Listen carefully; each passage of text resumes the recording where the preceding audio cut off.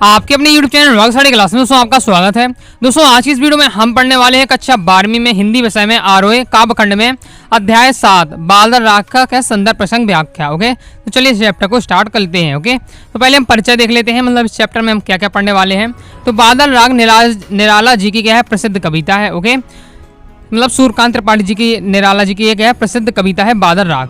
इसमें क्या है बादल को क्रांति का प्रतीक बताया गया है। ओके, ये सबसे पूरे चैप्टर की मेन लाइन है।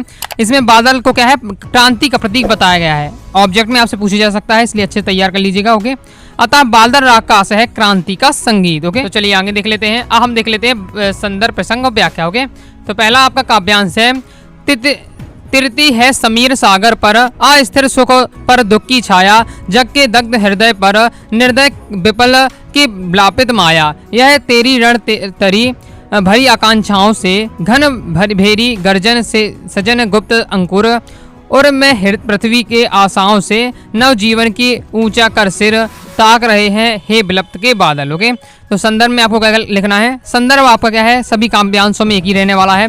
तो संदर्भ में आपको लिखना है प्रस्तुत काव्यांश हमारी पाठ पुस्तक आरोह भाग 2 में संकलित प्रसिद्ध कविता छायावादी कवि प्रसिद्ध छायावादी कवि सूर्यकांत त्रिपाठी निराला की बहु चर्चित कविता बादल राग से लिया गया है। इस कविता का मूल रूप में निराला जी के काव्य संग्रह अनामिका से संकलित तथा प्रकाशित हुई है। ओके, ये अपने कंप्लीट हो जाता है। अब देख लेते हैं हम इसका प्रसंग। ओके, तो बादल छायावादी कवियों का पसंदीदा विषय रहा है। खुद निराला जी ने भी क्या है ने ही बादल पर क्या है बहुत सी कविताएं लिखी हैं। इस कविता का आरंभ समीर सागर पर तिरती हुए अस्थिर सुख तथा दुख की छाया से संकेत करता है। ओके, अब देख लेते हैं हम व्याख्या समझ लेते हैं। ओके, तो कवि कहता है कि बादल वायु रूपी सागर के ऊपर अस्थिर सुख व पर दुख की छाया की तरह लहराते हुए मंडरा रहे हैं। ओके, मतलब यहाँ कवि ने कहा है कवि ने कहा है कि जो सुख हैं वो अस्थिर है। ओके, और सुख और दुख हैं अस्थिर है। ओके, कवि को ऐसा प्रतीत होता है कि संसार का हृदय दुख के कारण जला हुआ है। ओके, कवि को लगता है कि क्या है इस संसार में सभी लोग क्या है दुखी हैं। ओके, कवि का आशय यह है कि बादल दुख और शोषण से ग्रस्त संसार के ऊपर जल बरसाकर शोषण के खिलाफ क्रांति का उद्घोष करने वाले क्रांति दूत की भूमिका में है। मतलब यहाँ कवि ने क्या है बादल को क्या बताया है क्रांतिकारी बताया। ओके, जो जिन लोगों के शोषण हो रहा है, जिन लोगों के ऊपर जो लोग क्या है जिनके ऊपर जो ज्यादा दुखी में है उनको क्या है पानी बरसा कर क्या है एक क्रांति का उद्घोष कर रहा है बादल। ओके, कभी बादल को क्या है वीर योद्धा की संज्ञा देते हुए कहता है कि ओ विनाशकारी बादलों तुम्हारी रण नौका अर्थात ग्रस्त रच और प्रबल आकांक्षा है। ओके, मतलब क्या है बादल को क्या कहा गया है वीर योद्धा कहा गया है। तुम्हारी गर्जन और नगाड़े सुनकर धरती की कोख में छिपे अंकुर नया जीवन मिलने की आशा से धरती में फूटने की उमंग से सिर ऊंचा करके तुम्हारी प्रतीक्षा कर रहे हैं। ओके, मतलब कभी यहाँ क्या कहते हैं कि जो बादल गर्जन करता है नगाड़े की तरह। ओके, उसकी धुन सुन के क्या है जो लोग दुखी हैं वो क्या है खुश हो जाते हैं कि हमारे लिए कब क्या है क्रांति होगी। ओके, और हमें क्या है न्याय मिलेगा।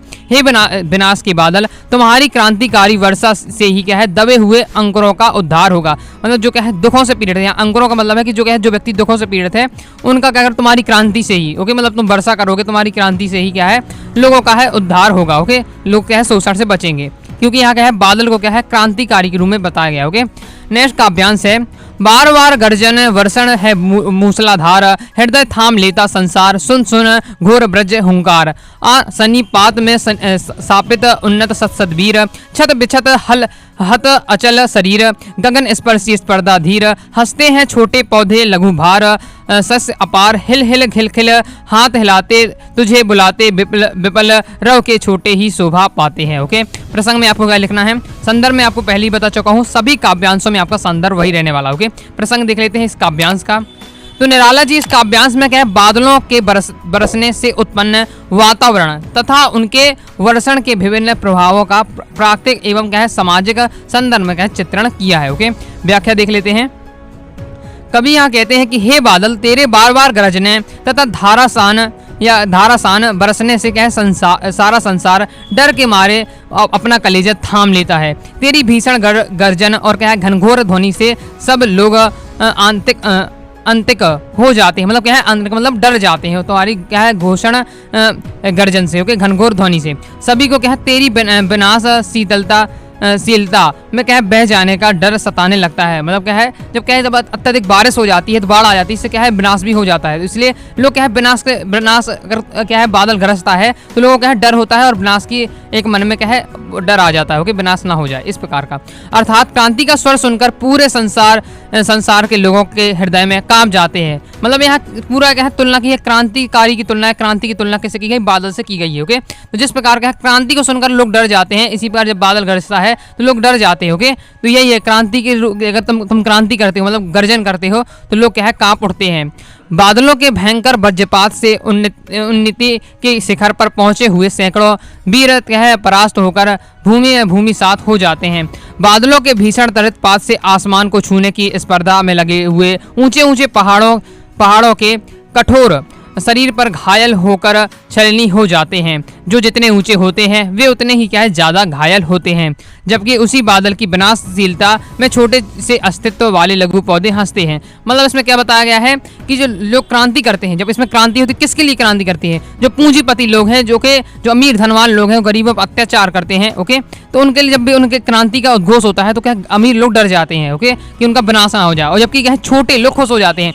इसी प्रकार बताया गया है कि बादलों के तर्द से या बादलों से जब क्रांति की मतलब आवाज आती है तो लोग क्या है ऊंचे मतलब ऊंचे स्थान पर रहते हैं। मतलब ऊंचे स्थान से यहाँ तुलना का है अमीर धनी पूंजीपाती लोग हैं।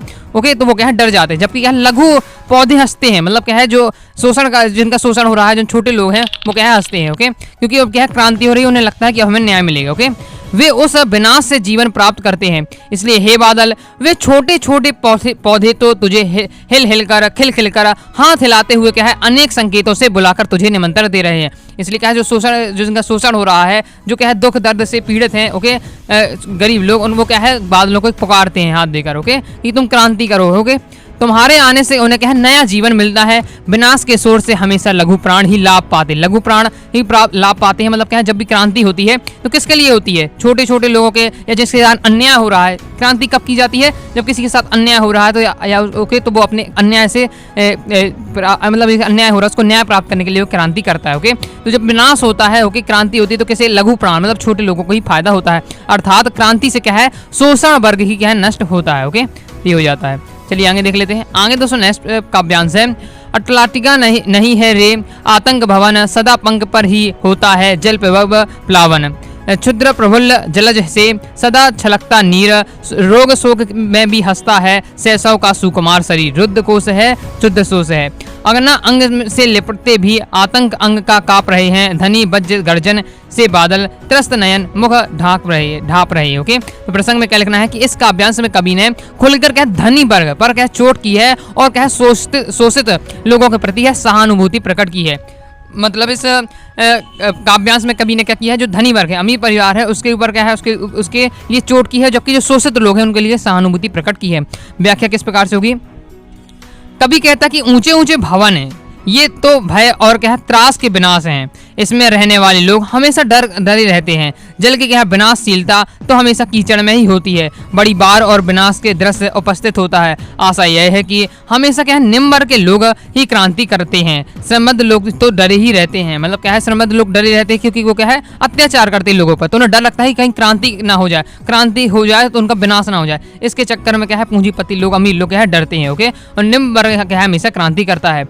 सुविधा भोगी वर्ग में क्या है तुच्छ लोग क्या है क्रांति से घबराकर आंसू बहाते हैं। ओके, अर्थात वे हमेशा बाढ़ से डरते हैं। आशा यह है कि श्रमबद्धी में पले कोमल शिशु क्रांति की ज्वाला से नहीं सह सकते हैं। मतलब जो क्या है अमीर परिवार होते हैं, उनके बच्चे होते हैं, वो क्या है सो अनेक शुभ सुविधाओं से पलते हैं। ओके, इसलिए थोड़ा सा भी उन्हें क्या है क्रांति का भय सताने लगता है। ओके, जब निम्न वर्ग के कोमल शिशु ऐसे संघर्षशील होते हैं कि रोग और शोक में भी क्या है हमेशा मुस्कुराते रहते हैं। ओके, पूंजीपति लोग ने क्या है धन से परिपूर्ण अपने खजानों को अपने लिए सुरक्षित रखकर बंद कर लिया है। उन्होंने औरों को उस धन से क्या है वंचित कर दिया है। इतना धन होने पर भी उनके मन में क्या है संतोष नहीं है।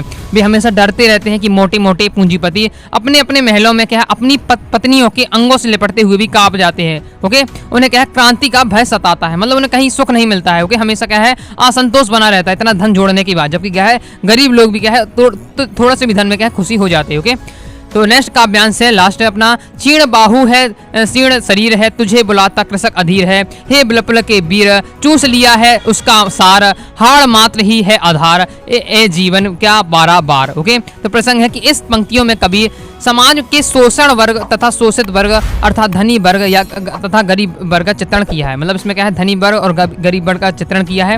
ओके, उनकी स्थिति भी बताई। ओके, अगर आप जो मैं नोट्स पढ़ा रहा हूँ आप उनकी पीडीएफ चाहते हैं तो आप क्या है गूगल पर जाकर सर्च कर सकते हैं अनुरागसाड़ीclasses.com। वहाँ पर जाकर आप क्या है क्लास 12 के सभी सब्जेक्ट के आप नोट्स आप प्राप्त कर सकते हैं, सभी चैप्टर के। ओके, देख लेते व्याख्या। कवि क्या है बादलों को संबोधित करते हुए कहता है कि हे विनाश रचाने वाले बादल, देखो तुम्हारे जर्जन भुजाओं वाला दुर्बल हीन शरीर वाला किसान व्याकुल हो रहा है। मतलब जो अब क्या है किसानों का एकदम शोषण हो गया है, तो किसान शोषण के कारण क्या है एकदम दुर्बल हो गए हैं। ओके, उनका शरीर कमजोर हो गया है, तो वो तुम्हें क्या है बादल तुम्हें व्याकुलता से बुला रहा है। बादल मतलब क्रांतिकारी तुम्हें क्या है व्याकुलता से बुला रहा है क्रांति करने के लिए। ओके, उसने अपनी भुजाओं का सारा बल जिस समृद्धि को उत्पन्न करने में गवा दिया है, उस समृद्धि ने उसके शरीर का सारा रस ही मानो चूस लिया है। मतलब क्या है आपने देखा होगा जो छोटे लोग होते हैं, गरीब किसान होते हैं, वो क्या है पूंजीपति लोगों के यहाँ काम करते हैं, उनकी उन्नति के लिए काम करते हैं। ओके, और जब वो क्या है उनकी उन्नति करते हैं, उनके लिए सहायता करते हैं, और वही लोग क्या है उनका शरीर का पूरा मांस चूस जाते हैं। मतलब उनसे इतना ज़्यादा काम कराते हैं कि एकदम कमजोर हो जाते हैं। ओके, तो आगे देख लेते तो आपको ज़्यादा समझ में आएगा। ओके, इस पूंजीपति वर्ग ने ही क्या है किसान का शोषण करके उसकी ऐसी बुरी दशा कर दी है।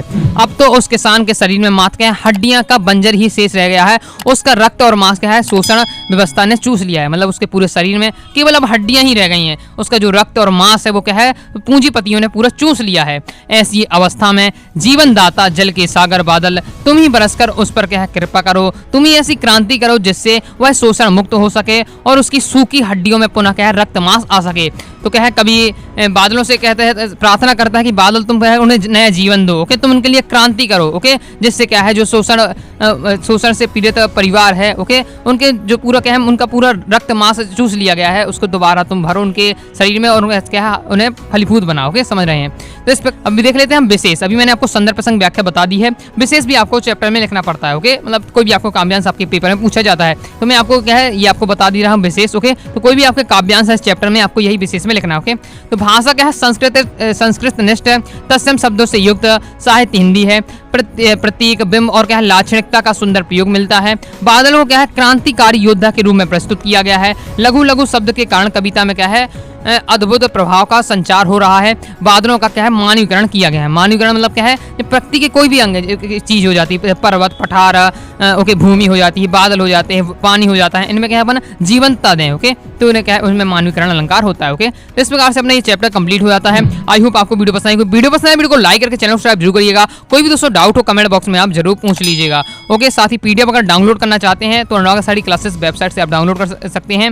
ओके, और क्या कंप्लीट हिंदी के कोर्स को ज्वाइन करना चाहते हैं, 12 स्पेशल मुझसे पढ़ना चाहते हैं तो डिस्क्रिप्शन में व्हाट्सएप नंबर दिया है, आप क्या कोर्स के बारे में जानकारी ले सकते हैं व्हाट्सएप पर मैसेज करके। ओके, तो मिलते हैं नेक्स्ट वीडियो में, तब तक के लिए बाय बाय।